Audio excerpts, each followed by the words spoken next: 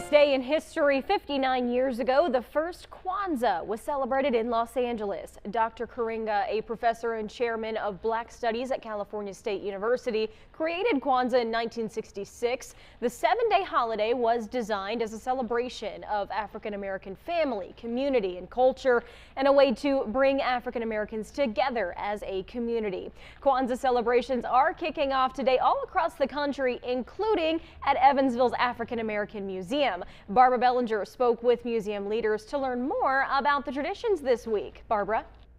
Well, tonight, members of Evansville's African American community and others celebrate Umoja, the first Kwanzaa principle.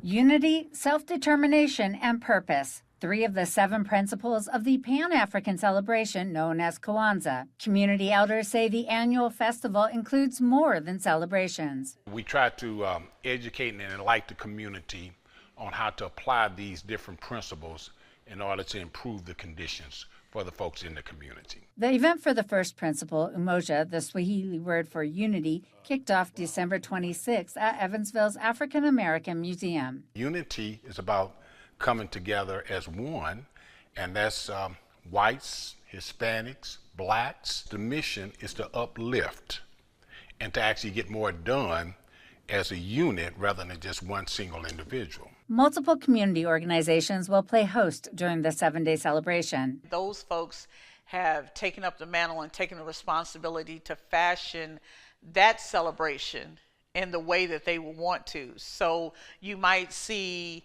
someone here recite a poem or sing a song, but you might see some drumming and dancing at another one. The museum's display includes fruit, candles, and corn, which Graves says are all reflections of African history. Each of these seeds represents the future generations. Graves invites everyone to join in the celebration and learn about their neighbors. This is what America is. It's not just one story, it's all different stories. And once you gain an appreciation of that, you are able to look and find renewed value in your fellow American. We'll have a list of the times and locations for all Kwanzaa principal events up on 14news.com later tonight. Graves says most will have light refreshments and all are free to attend.